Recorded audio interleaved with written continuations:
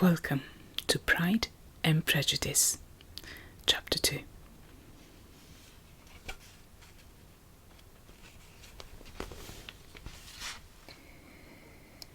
Mr. Bennet was among the earliest of those who waited on Mr. Bingley. He had always intended to visit him, though to the last always assuring his wife that he should not go. And till the evening after the visit was paid, she had no knowledge of it. It was then disclosed in the following manner. Observing his second daughter employed in trimming a hat, he suddenly addressed her with, "I hope Mr. Bingley will like it, Lizzie." "We are not in a way to know what Mr. Bingley likes," said her mother resentfully, "since we are not to visit." "But you forget, mamma," said Elizabeth, "that we shall meet him at the assemblies, and that Mrs. Long has promised to introduce him." "I do not believe Mrs. Long will do any such thing. She has 2 nieces of her own. She is a selfish, hypocritical woman, and I have no opinion of her." "No more have I," said Mr. Bennet, "and I am glad to find that you do not depend on her serving you." Mrs. Bennet deigned not to make any reply, but unable to contain herself, began scolding one of her daughters. "Don't keep coughing so, Kitty, for heaven's sake. Have a little compassion on my nerves. You tear them to pieces." "Kitty has no discretion on her coughs," said her father. "She times them ill." "I do not cough for my own amusement," replied Kitty fretfully. "When is your next ball to be, Lizzie?" "Tomorrow fortnight." "Aye, so it is," cried her mother.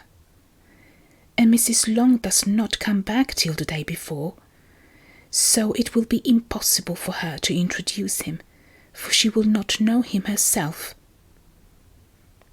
"Then, my dear, you may have the advantage of your friend, and introduce Mr. Bingley to her."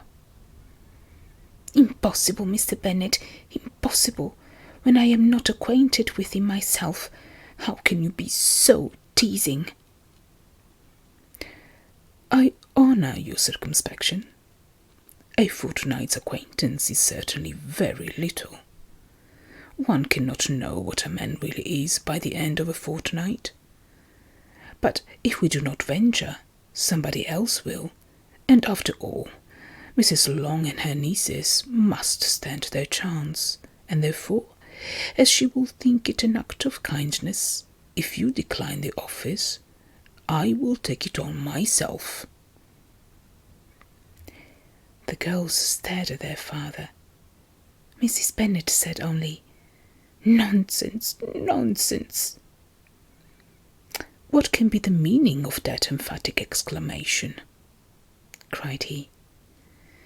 "Do you consider the forms of introduction and the stress that is laid on them as nonsense?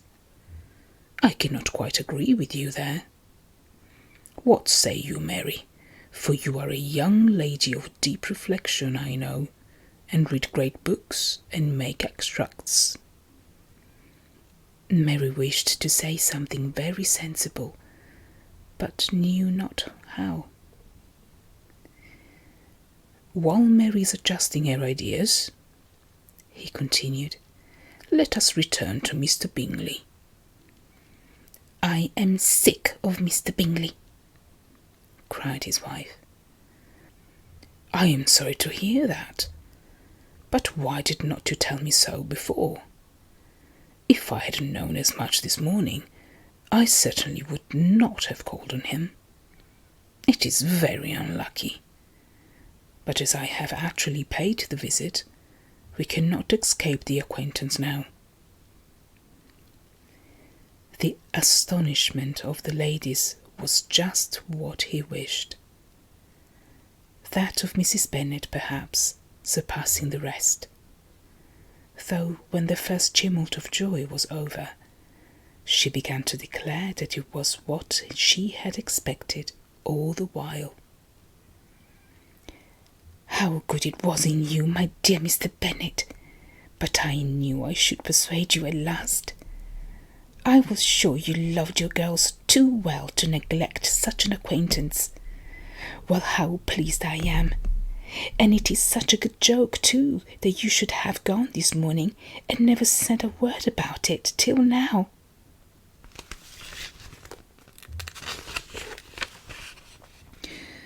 "Now, Kitty, you may cough as much as you choose," said Mr. Bennet, and as he spoke, he left the room, fatigued with the raptures of his wife.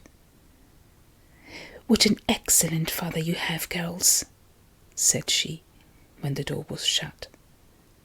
"I do not know how you will ever make him amends for his kindness, or me either, for that matter. At our time of life it is not so pleasant, I can tell you, to be making new acquaintance every day. But for your sakes we would do anything.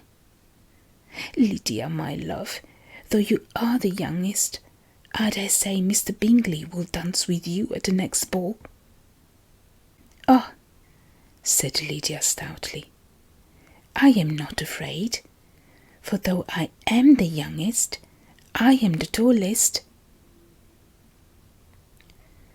The rest of the evening was spent in conjecturing how soon he would return Mr. Bennet's visit, and determining when they should ask him to dinner. End of chapter 2.